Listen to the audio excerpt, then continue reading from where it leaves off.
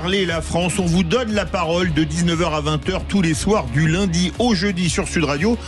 Bonsoir François-Louis Bourneau. Bonsoir Philippe David, comment allez-vous ? Ça va très bien, surtout qu'on a énormément de demandes de sujets, dont évidemment les agriculteurs aujourd'hui. Un petit doigt me dit que cette émission va pas être gaze. C'est clair, voilà. On est bien d'accord. Et on va parler, pour commencer, c'est un sujet que vous nous avez suggéré, la colère des agriculteurs. Il y a d'ailleurs eu des nouvelles mobilisations, même des manifestations à Toulouse. Aujourd'hui, on va avoir des auditeurs qui étaient sur place, comme Eric qu'on va recevoir dans quelques minutes. Mais si vous voulez parler de la crise agricole, vous êtes agriculteur ou vous soutenez les agriculteurs, dites-le nous au 0826 300 300 et sur nos réseaux sociaux avec le hashtag Les Vraies Voix.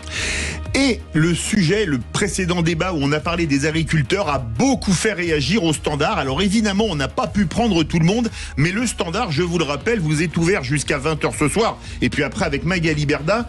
Et on va prendre la direction du Gers, François-Louis. Tout à fait, avec Eric qui nous a contacté pour parler de ce sujet. Bonsoir Eric. Bonsoir Eric. Oui, bonsoir. Bonsoir. Alors Eric, qu'est-ce que vous voulez nous dire ? Vous revenez des barrages de Toulouse. Qu'est-ce que vous avez vu ? Qu'est-ce qui s'est passé ? Oui, nous sommes 3 agriculteurs qui nous rentrons du barrage de Toulouse depuis 4h30 qu'on est parti cette nuit. On est très déçus, très choqués du comportement des forces de l'ordre, du préfet, tout ce qui met contre nous pour nous empêcher de manifester pacifiquement. Car aujourd'hui, nous sommes arrivés à Toulouse, en ville, à 8h. Depuis 8h, nous sommes escortés par des CRS partout. Alors, nous sommes traités comme des délinquants. Et seulement, en plus de ça, je crois qu'on n'a rien dégradé, que nos comportements a été entièrement irréprochables et qu'on s'est fait taper dessus par des CRS excités qui nous ont mis des coups de matraque. On a des blessés avec 10 points de suture. On a une dizaine de blessés et ça, je trouve que c'est inadmissible. Alors, qu'est-ce qui s'est passé ? Alors, je connais bien Toulouse, j'y ai passé 25 années de ma vie. Où est-ce que vous avez manifesté ? Qu'est-ce qui s'est passé ? Pourquoi les forces de l'ordre sont-elles intervenues ? Expliquez-nous tout ça, Eric.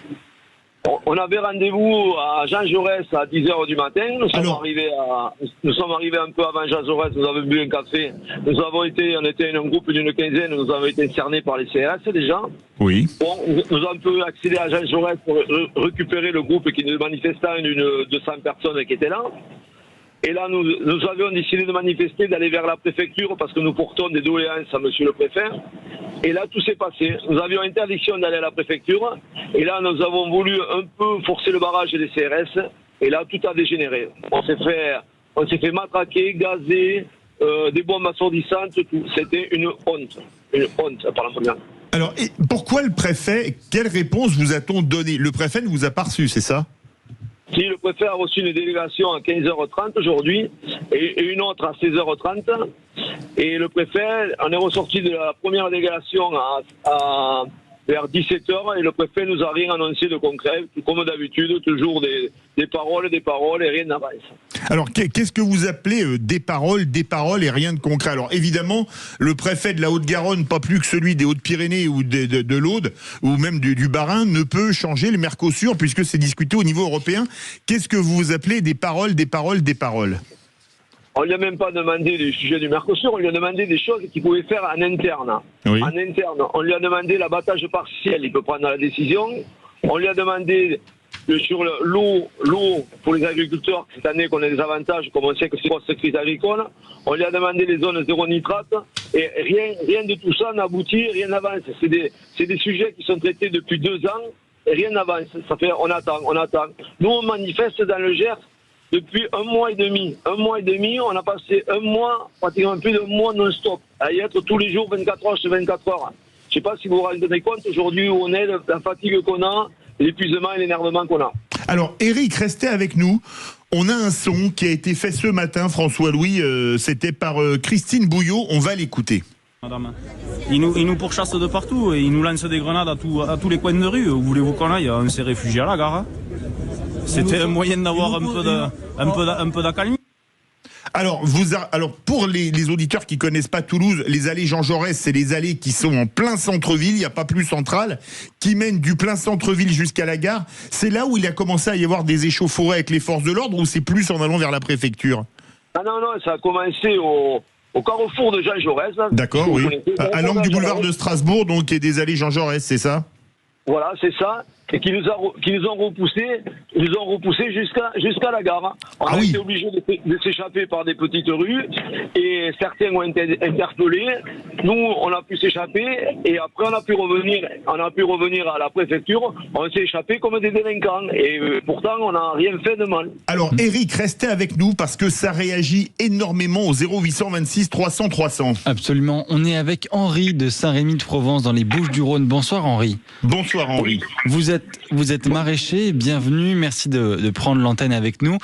Dites-nous tout, vous n'étiez pas sur place à Toulouse, si? Mais vous êtes solidaire. Racontez-nous pourquoi vous nous appelez au 0826 300 300. Par solidarité, pour quelle raison?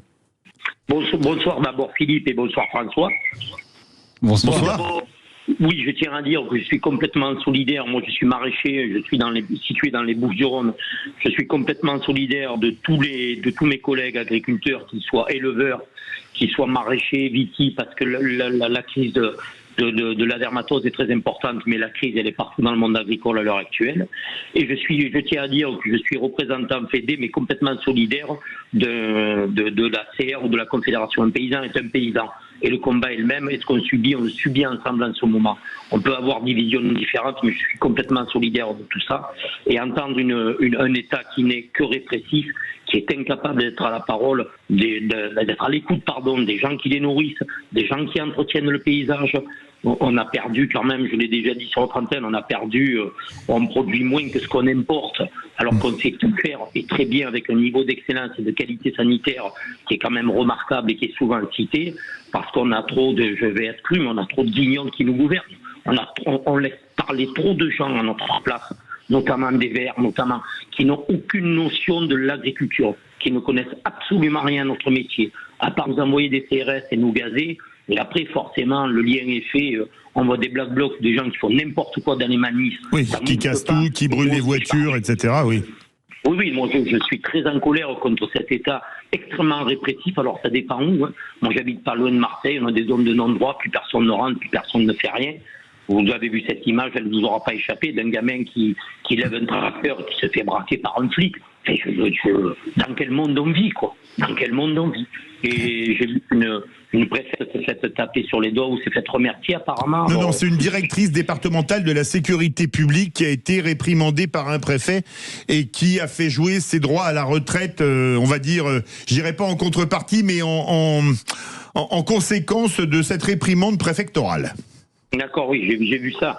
Mais le problème, alors pour le Mercosur, on va avoir beaucoup de mal, on prend du retard. Si on prend du retard, non, pardon. On gagne du temps puisqu'il va être rediscuté devant l'Union européenne. Enfin, je vous arrête parce que l'Allemagne et d'autres pays veulent passer en force et disent on va le faire rentrer en vigueur provisoirement pendant les à peu près 18 mois que la Cour de justice de l'Union européenne va étudier le dossier. Donc, voilà. Philippe, oui. Je ne rêve pas, je sais qu'on n'y échappera pas. Mais si on n'échappe pas au Mercosur, en contrepartie, alors on fait un retour en arrière et on utilise tous les mêmes matières actives. Ah ben oui, pour que vous soyez à égalité de compétitivité, bien sûr. De compétitivité. On ne le saura pas. On doit faire une pause. Restez avec nous, Eric et Henri, parce que vous êtes beaucoup d'agriculteurs à nous appeler. Et vous pouvez appeler Zach au 0826 300 300. Et je voudrais à tous vous poser une question et que vous m'y répondiez. Mais on doit faire une courte pause, François-Louis. Absolument. Et d'ailleurs, comme l'a dit Philippe, est-ce que vous comprenez cette colère qu'ont les agriculteurs? Dites-le nous, 0826 300 300. On vous reprend juste après. Sud Radio. Parlons vrai. Parlons vrai. Sud Radio. Parlons vrai. Sud Radio. Parlons vrai. Sud Radio, les vraies voix font parler la France. Philippe David. Les vraies voix font parler la France, c'est vous qui faites le programme, François-Louis, et on a beaucoup d'appels pour parler des suites de la crise agricole, parce que ça s'était un peu calmé au moment des fêtes, mais c'est reparti, notamment à Toulouse aujourd'hui. Ce sujet vous fait énormément réagir au 0826 300 300. La colère des agriculteurs, est-ce que vous la comprenez? Est-ce que vous la vivez? Vous êtes agriculteur, vous les soutenez, dites-le nous, 0826 300 300. Vous nous avez suggéré ce sujet, vous nous appelez comme Eric et Henri qu'on avait tout à l'heure au standard et qui sont encore avec nous. Vous nous entendez, Eric et Henri? Oui. Parfait. Alors, Eric et Henri, on a beaucoup d'agriculteurs en ligne et je vais tous vous poser la même question qui m'est venue en discutant avec vous. Si j'étais ministre de l'Agriculture et que vous aviez une mesure d'urgence à me demander, qu'est-ce que vous me demanderiez? On va commencer avec vous, Éric. L'urgence de nous redonner de la capacité de travailler normalement et qu'on puisse vivre de notre pays et que toute contrainte qu'ils nous mettent en plus de l'Europe soit supprimée. D'accord, ça au moins c'est simple. Et toute contrainte nouvelle, hors contrainte européenne, supprimée. Henri, qu'est-ce que vous me diriez? Alors, Éric, tiens une question. Vous êtes agriculteur, vous faites quel type de produit? Moi, je suis polyculture, j'ai élevage et céréales. D'accord, et vous faites quel élevage? Élevage bovin? Bovin, ouais, des Black Angus. Ah oui, alors là, c'est de la viande de bête à viande de très haute qualité, là. Vous allez être embêté par le Mercosur parce que la Black Angus, alors ils en font en Argentine, par exemple, mais la Black Angus, c'est quand même du produit théoriquement sur lequel un agriculteur gagne sa vie parce que c'est de la viande très haut de gamme. Ouais, mais enfin, comme tous les pays, au Brésil, à l'étranger, il n'y a plus que ça de la Black Angus, alors en exportation, il va y en avoir énormément. Alors on va être compliqué, on va être concurrencé énormément, nous. Alors, Éric, restez avec nous. Henri, vous qui êtes maraîcher, c'est pas tout à fait la même chose que la Black Angus. Vous faites quel type de produit? Alors nous, on travaille l'été sur la saison estivale de fin mai à fin septembre sous serre, en sol. On est producteur de tomates anciennes, oui. Cœur de bœuf rouge, noir de Crimée, cœur de bœuf jaune, diverses. Ah oui, donc de la tomate aussi haut de gamme, oui. De la tomate au sol. Et après l'hiver, on est producteur de salade, feuilles de chêne blonde, rouge, rougettes et batavia avec pas mal de circuits commerciaux assez courts, pas mal de magasins en direct, notamment sur l'été. Et si j'étais ministre de l'Agriculture, qu'est-ce que vous me demanderiez comme première mesure? Est-ce que ce serait les mêmes que Éric, de dire redonner de la capacité de travailler normalement et annuler toute contrainte, hors les contraintes européennes, vous me passerez l'expression, ne pas vouloir produire plus vert que vert? Oui, exactement. On a des normes européennes qui sont déjà très hautes. On l'a vu cet été avec le problème de la loi du plomb concernant, dont j'ai oublié le désherbant, l'antipuceron betterave. Vous l'interdisez en France, du coup on met une filière à mal et on va importer de la betterave traitée en Europe, notamment de nos amis allemands. Je ne sais pas si on peut encore les appeler nos amis, parce qu'ils ont quand même un drôle de comportement en Europe, à mon avis. Les États n'ont pas d'amis, ils n'ont que des intérêts. C'est le général de Gaulle qui disait ça. Ah, mais je le lis beaucoup et je pense que s'il revenait, on serait certainement surpris des décisions qu'il aurait, lui, le courage de prendre, notamment sur l'armement, notamment sur plein de choses. C'est un puits de connaissance, c'était un grand homme, mais on n'en a plus des comme ça, donc il faut arrêter de rêver. Mais pour en revenir à ça, oui, laissez-nous simplement travailler comme on sait faire et tout reviendra dans l'ordre. D'accord, alors on a beaucoup d'appels, on a Philippe et Jean-François, François-Louis. Absolument. Bonsoir Philippe, bonsoir Jean-François. Philippe.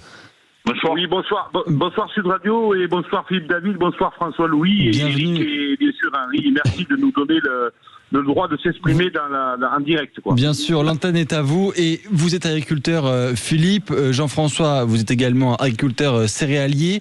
Dites-nous tout. Alors, moi je suis agriculteur à Casillac, au nord du département du Lot. Oui.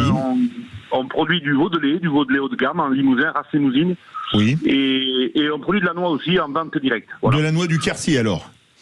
C'est ça. Excellent produit. Voilà. Tout comme la et le veau Limousine de lait d'ailleurs. aussi, et le veau de lait de la Basse-Corrèze et du nord du Lot, du département du Lot. D'accord. Voilà. Et vous êtes solidaire de ceux qui ont manifesté à Toulouse. Alors, vous êtes au nord du Lot, c'est pas à côté de Toulouse, ça fait bien 150 km pour aller à Toulouse. Oui, vous êtes allé manifester ou vous êtes solidaire? Non, je ne suis pas allé manifester, mais je suis bien évidemment qu'on est solidaire de tout ce qui se passe, de tout, que ce soit syndicats confondus, on est solidaire bien évidemment, il ne faut pas regarder les étiquettes. Mais ce qui est important, c'est que je pense qu'aujourd'hui, on a fait un travail depuis 1 mois et demi, et je crois que la balle est dans le camp de l'État. La balle est dans le camp de l'État et du président de la République. Il a fait une grosse erreur, que tout à l'heure, il y a un monsieur qui parlait, Éric ou Henri, du général de Gaulle, qui n'a pas eu depuis le général de Gaulle. Une erreur grave, la souveraineté alimentaire. Oui. Et cette souveraineté alimentaire, si jamais on la perd, on sait pour qui on la perdra, ça sera de la faute du président actuel. C'est une erreur très grave, qui sera irréversible, parce que quand les vaches et les moutons seront partis, et les élevages seront partis, ils ne reviendront plus. Ça, c'est important. Et la chose que je voulais dire aussi, c'est que le grenier de nourriture de l'Europe, s'il y avait un conflit dans le monde, je l'ai déjà dit, on a 15 jours de nourriture devant nous. On aura des armes, mais on n'aura plus de quoi se nourrir. 15 jours. Donc ça veut dire que on est très vulnérable. Voilà. Et aujourd'hui, c'est très compliqué. Il faut laisser maintenant la balle est dans le camp de l'État, je le redis. Maintenant, je ne vois pas ce qu'on peut faire de plus. Maintenant, on va rencontrer la ministre la semaine prochaine, on a le congrès FNB où elle va rencontrer, si elle vient, si elle a le courage de venir, 500 éleveurs. C'est la Fédération nationale bovine, c'est ça? C'est ça, le congrès est à Clermont. Oui. Donc si elle a le courage de venir, ça fait 2 ans qu'elle ne vient pas, peut-être qu'elle viendra à Clermont, j'espère. Elle va rencontrer des éleveurs, on est dans le bassin de l'élevage à Clermont-Ferrand. Oui, bien sûr. Donc c'est quand même très important. Et aujourd'hui, ce qui se passe, c'est très grave. C'est très grave et j'espère que nos élus et les responsables politiques nationaux prendront très acte de ce qui se passe aujourd'hui sur la ferme France. Philippe, restez avec nous, on va prendre Jean-François et dans quelques instants on prendra Jean-Jacques également et Auguste puisque ça appelle beaucoup François Lebeau au 0826 300 300. Absolument Philippe, on en profite pour remercier Eric et Henri, oui, qui nous ont appelés également. Voilà, qui ont pris la parole, absolument. Jean-François, vous êtes céréalier dans la Haute-Garonne. Est-ce que vous êtes allé? Bonsoir. Bonsoir Philippe et bonsoir à tous mes confrères. Voilà, non, oui. J'ai pas pu, aujourd'hui j'avais un impératif, j'ai pas pu y aller. Voilà, je suis solidaire bien sûr parce que le monde agricole souffre aujourd'hui. Vous savez, les minorités sont une solidarité et aujourd'hui on est tous dans le même bateau, quoi. Hein. Faut pas dire dans la même merde. Hein. Je vais vous donner 2-3 chiffres. Aujourd'hui en Haute-Garonne, même dans le Gers, vendredi j'avais une réunion là où on discutait un peu économie. Il y a entre 75 et 80% des agriculteurs dans le rouge. 75 à 80% des agriculteurs dans le rouge. Oui.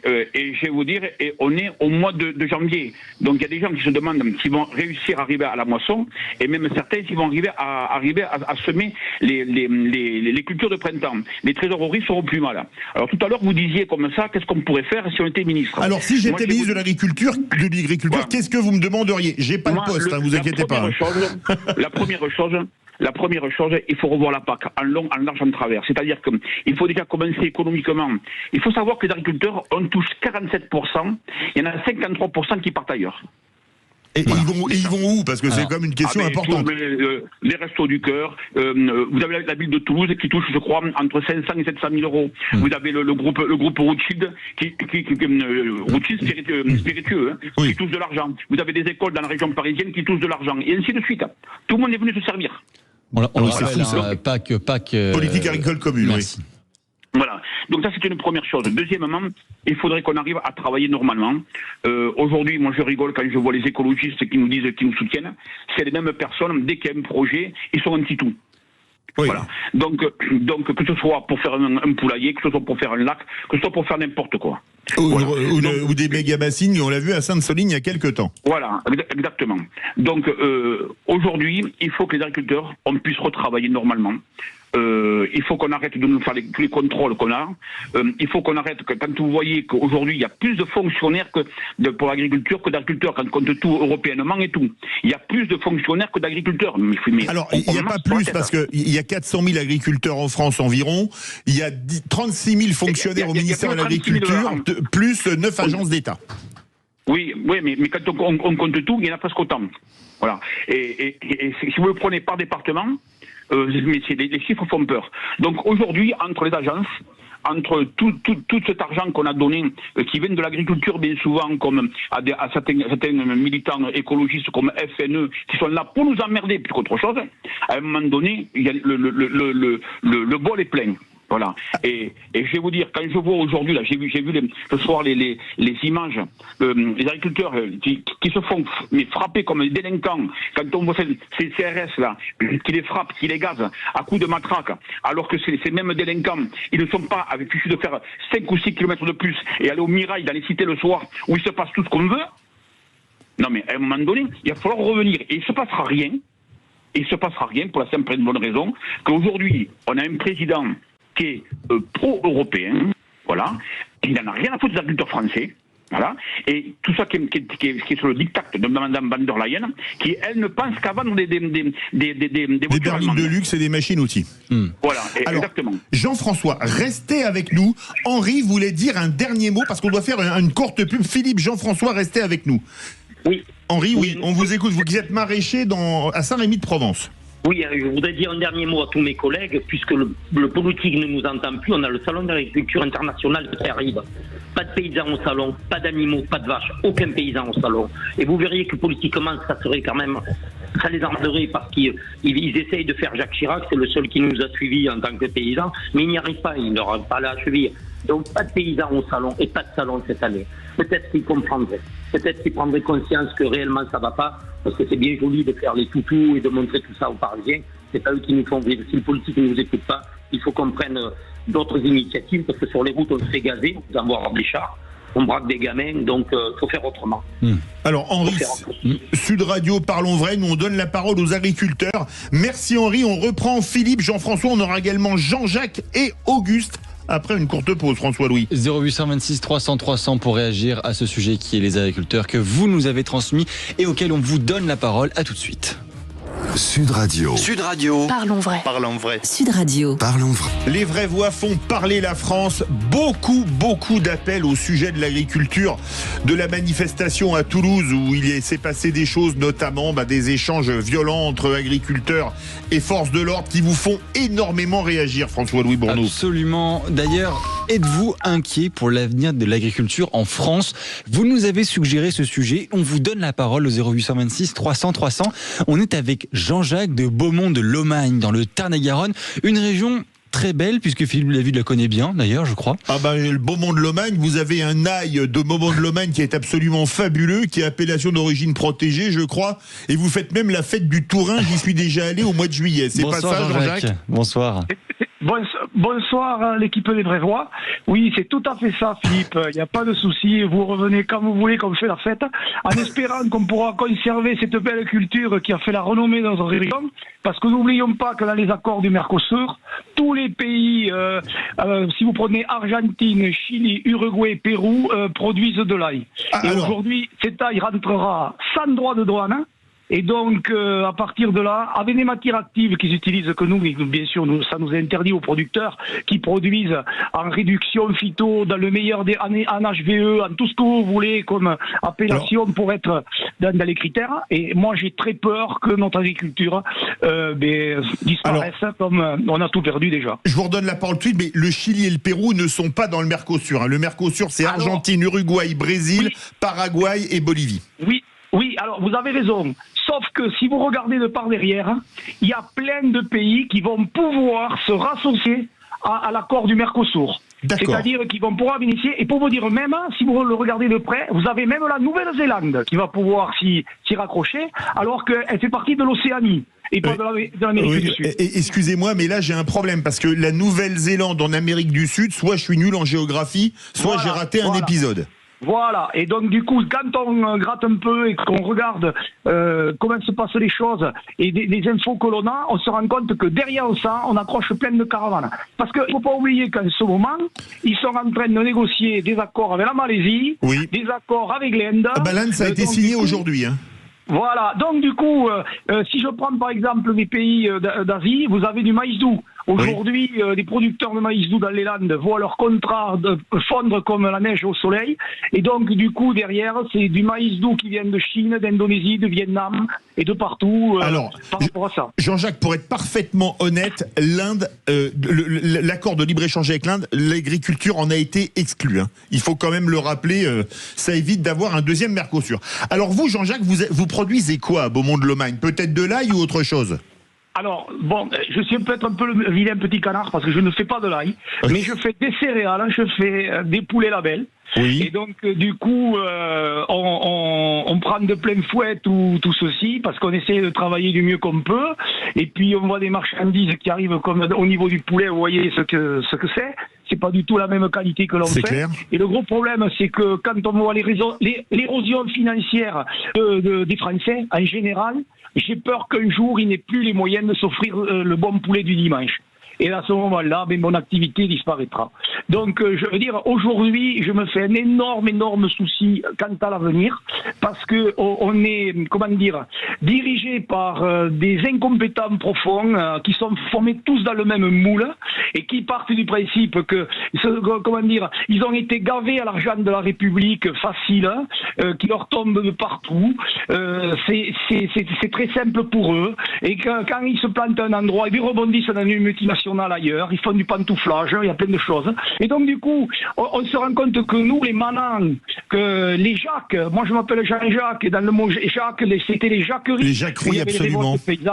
Eh bien, moi, je me rends compte que tout ce monde réel est en train de se faire piétiner ouvertement. Alors, on nous promène depuis des semaines et on n'obtient rien. On n'obtient rien par rapport à tout ceci. Jean-Jacques, il y a une question à laquelle Jean-François qui est avec nous m'a répondu. Vous allez m'y répondre. On va redemander à Philippe d'y répondre et on ira voir également Auguste qui nous appelle au 0826 300 300. Le standard vous est ouvert. Hein. Vous êtes agriculteur ou pas, vous êtes solidaire ou pas, venez nous témoigner votre vécu. Est-ce que vous avez peur de plus pouvoir vous mettre un poulet label rouge, un bon poulet fermier du Gers ou un poulet jaune des Landes, ou alors on va parler un peu de nos terroirs, hein, le poulet de Bresse ou le poulet de Loué pour aller dans la Sarthe, dans votre assiette, et devoir manger, comme disait un animateur de télé et de radio disparu, du poulet de merde, c'est-à-dire qui viendra du Brésil, d'Ukraine ou d'ailleurs. Venez témoigner au 0826 300 300. Philippe, si j'étais ministre de l'Agriculture, vous me demanderiez quoi?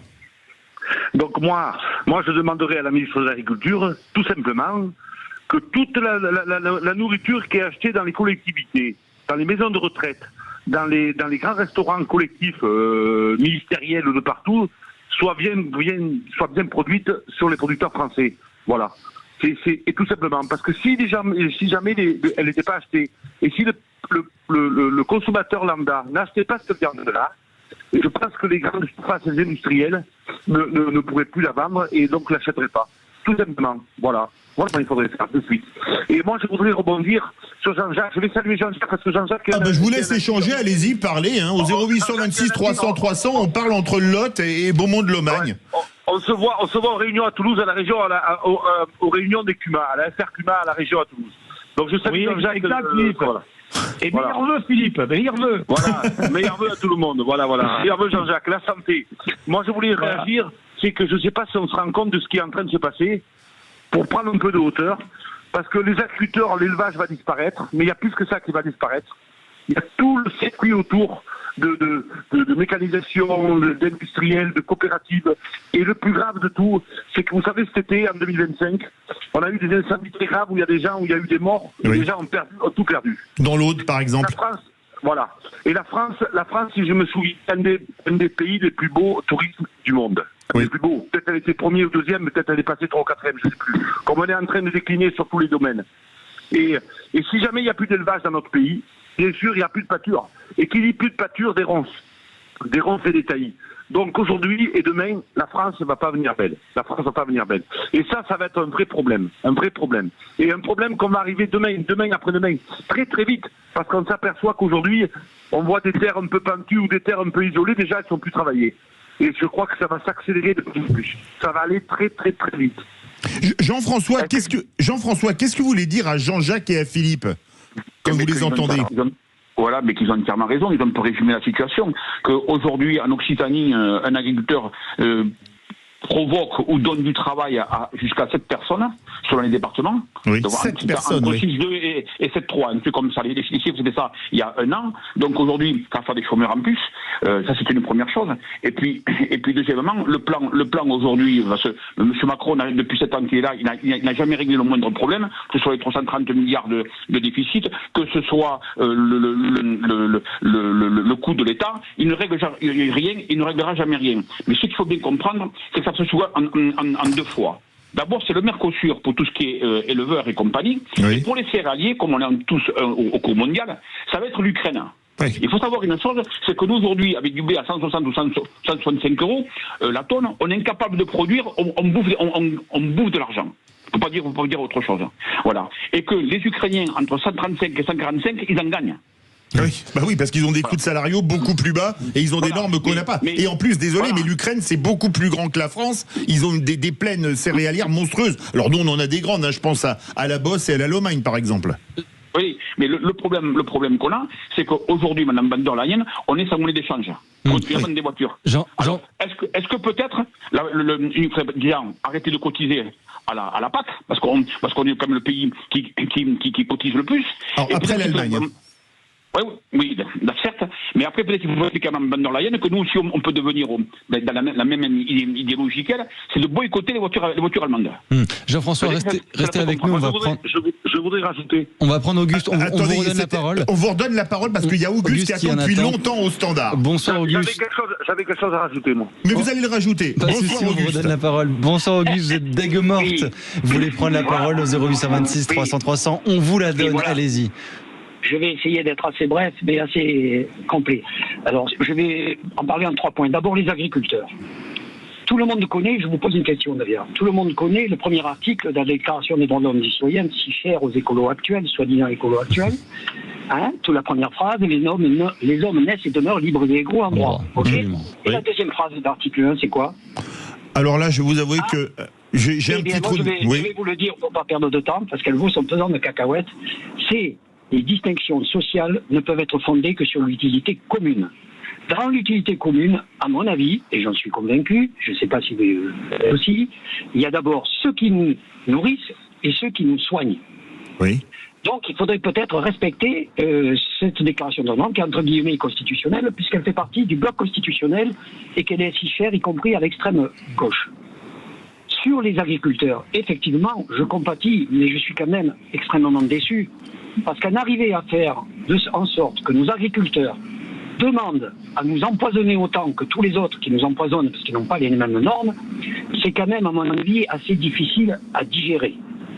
Il y a des explications à ça. Ensuite, sur les écologistes, j'ai fait partie plusieurs années des Verts, les vrais écologistes, qui sont dans ce que disait d'ailleurs le monsieur qui est intervenu tout à l'heure, à savoir que dans la chaîne alimentaire et dans la chaîne de la vie, tous les chaînons sont dans la chaîne et sont interdépendants.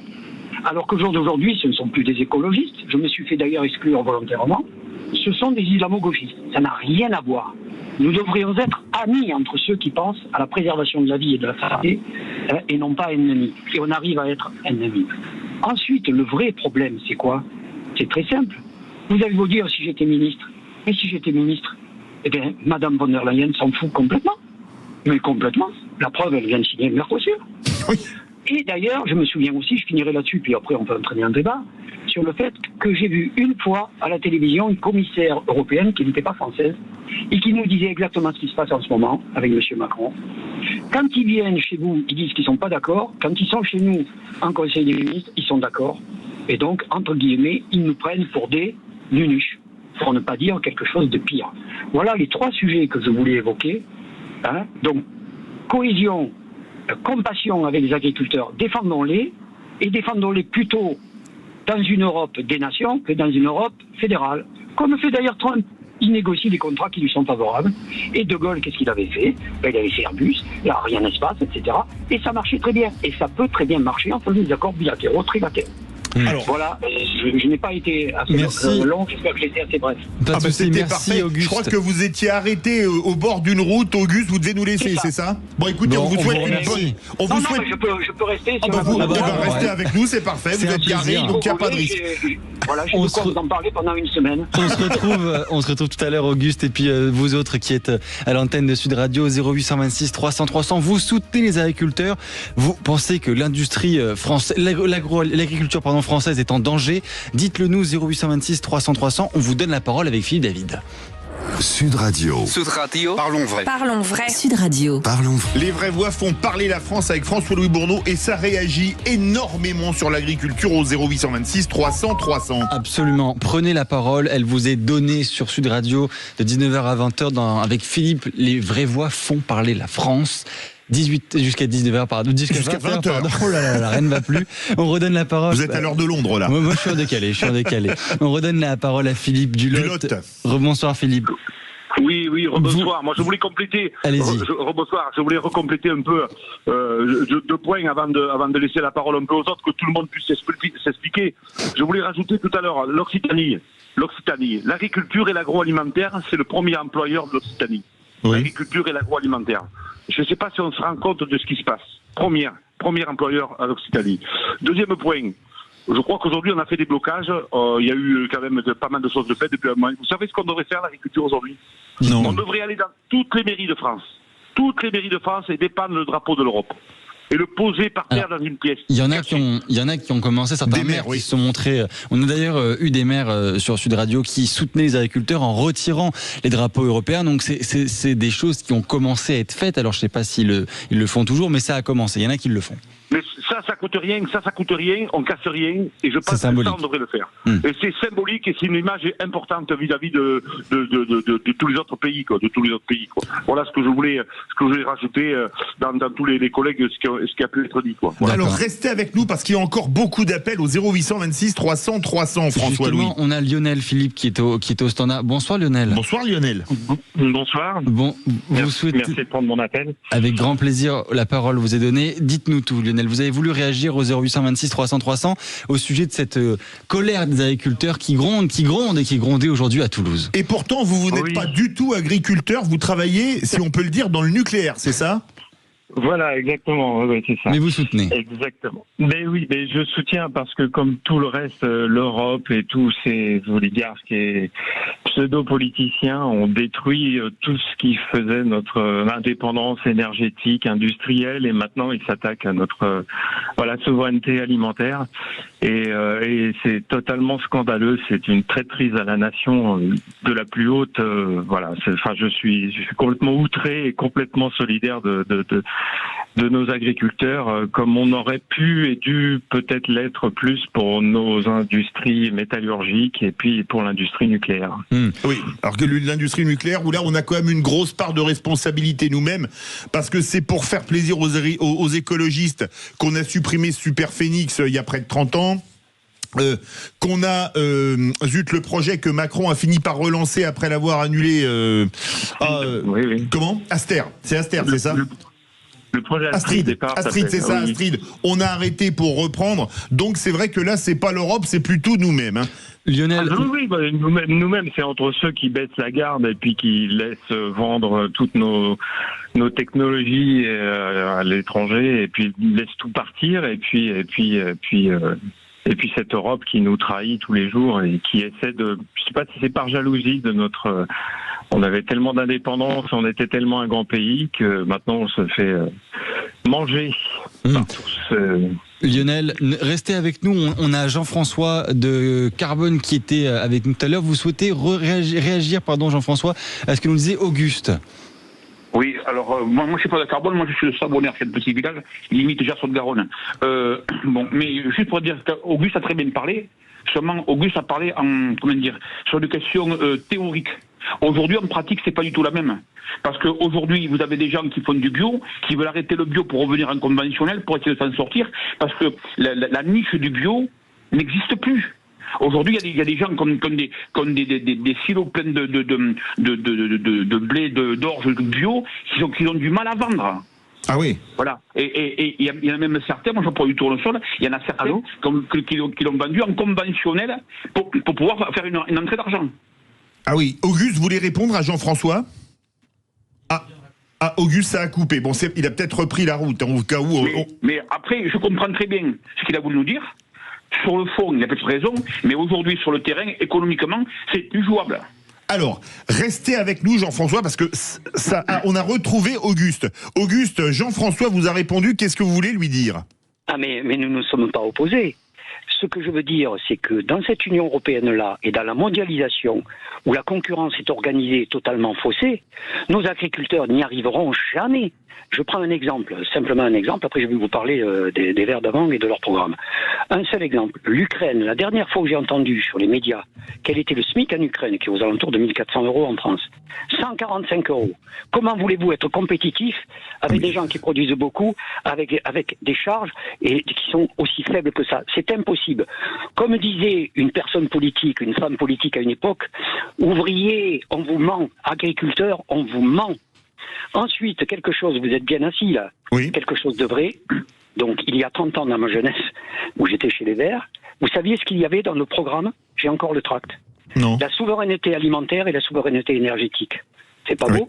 Oui. Eh bien voilà, nous y sommes. Et je pense que dans cette Union européenne, nous avons assisté, il y a une association extraordinaire à Montpellier qui s'appelle Ambition Souveraine, à 2 conférences de 2 heures sur la structure de l'UE. On ne peut pas s'en sortir, c'est toujours la Commission qui a raison. Donc, attaquons-nous aux vrais responsables, et que nos présidents, nos ministres ne nous racontent pas des salades en disant on est contre alors qu'ils sont pour. Alors, on a la réalité à l'Union européenne. Voilà ce que je voulais dire. Alors, Auguste, restez avec nous parce qu'on a encore beaucoup d'appels. François-Louis, on a Marie notamment qui nous appelle de Paris. Bonsoir, Marie. Bonsoir. Oui, bonsoir à tous. Vous souhaitez réagir justement sur cette colère agricole, dites-nous tout. Et à Paris, évidemment, vous n'êtes pas agricultrice. Non, alors moi je suis pas agricultrice, je suis psychologue clinicienne. Et je suis d'accord avec tout ce qui a été dit, notamment que depuis des années, des dizaines d'années, notre pays est complètement, je dirais, en déclin. Par la faute de nos différents gouvernements respectifs, et donc c'est proprement scandaleux. C'est-à-dire que cette Europe qui nous massacre, eh bien, il faut prendre le large pour, si on veut survivre, tout simplement. Et il y a une chose aussi que je veux dire, bien sûr, je suis complètement solidaire avec les agriculteurs, et je pense qu'ils ont un défaut, entre guillemets, qui en fait est une qualité, mais qui se retourne contre eux, à savoir que pendant des années, ils ont été beaucoup trop, entre guillemets, résilients. Ils ont pris les charges des réglementations européennes, on les empêche de fonctionner, on les empêche de vivre, on leur propose des tracasseries administratives qui sont complètement hors sol, et donc ils ont encaissé, et puis trop, et au bout d'un moment, c'est plus possible. Et donc leur courage finalement et leur résilience se retourne contre eux, c'est-à-dire qu'on les a bafoués, on les a non respectés pendant trop d'années. Et donc maintenant, tout le pays, moi je pense que tout le pays est pour eux, parce que c'est une question de souveraineté entre guillemets alimentaire, enfin le peu qui nous reste, et je pense que c'est une question vitale, c'est tout simplement une question de vie et de mort. Voilà. Alors restez avec nous, Marie.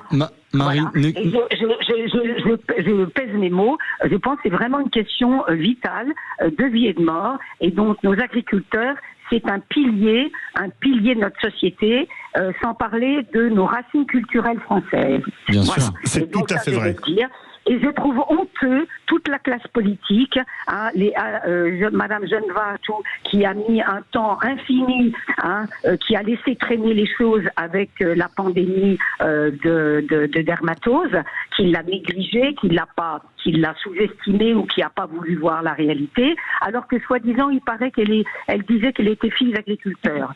Donc quand on voit ça, les bras m'en tombent. Le Mercosur est un scandale, et il faut tout faire pour se défendre et pour dire non aussi à la traîtrise des Allemands. Parce qu'on favorise les voitures allemandes et on massacre les agriculteurs français. C'est pas de la traîtrise des Allemands, c'est que l'Allemagne défend ses intérêts. Elle se trahit pas elle-même, elle défend ses intérêts alors que nous on défend pas les nôtres. Ça réagit encore beaucoup. Restez avec nous, Marie. Quittez pas, Marie, puisqu'on descend un petit peu plus au sud du côté des Hautes-Pyrénées. Beaucoup plus au sud, oui. Avec Frédéric. Bonsoir Frédéric. Bonsoir Frédéric. Bonsoir. Vous souhaitez réagir, allez-y. Oui, je souhaite réagir. Je suis un ancien syndicaliste dans le milieu hospitalier en tant qu'infirmier, et là je m'insurge, je me dis, que font les syndicats? Il n'y en a pas un qui appelle à la grève nationale. Alors on nous appelle pour défendre la Palestine, pour défendre Israël, pour ceci, pour cela, mais là on doit défendre notre pays, on n'appelle pas à la grève générale. C'est un truc qui m'insupporte. Voilà, je voulais le gueuler parce que font la CFDT, que font la CGT, FO, Sud, il y en a plein qui y branchent. Alors ils vous diront, mon cher Frédéric, que ce sont des syndicats de salariés et pas d'agriculteurs, mais c'est vrai que ce que vous dites, ils appellent à manifester pour tout et n'importe quoi, et là je trouve que pour nos agriculteurs, ils sont d'une neutralité quasi helvétique ou d'un silence de cathédrale. Ça, nous sommes entièrement d'accord. Nous sommes d'accord. Merci beaucoup à vous, Marie. Merci Frédéric, vous avez été extrêmement nombreux à nous appeler au 0826 300 300. Merci pour vos messages, merci aussi pour les sujets que vous nous suggérez. On le rappelle, Philippe, mais vous nous suggérez des sujets et on vous donne la parole sur Sud Radio avec Philippe David. Eh bien, on vous donne la parole. Ce soir, c'était pour l'agriculture, les agriculteurs qui vous aient parlé. Demain soir, ce sera encore vous qui ferez le programme. Et tout de suite, merci beaucoup François-Louis Bourneau. Merci Philippe. Nous avons le plaisir de recevoir Magali Berda nous on habite dans la même France, mais c'est pas le cas de tout le monde. Exactement. Comment allez-vous d'abord? Quand on vous voit, ça va toujours bien. C'est trop mignon. Qu'est-ce que vous êtes gentil avec moi sur Sud Radio. Qu'est-ce que je vous aime, la meilleure radio de France. Mais c'est réciproque. Merci beaucoup. Ce soir, on a un sujet très intéressant. Faut-il mettre fin au logement social à vie? Alors, il y en a qui se plaignent.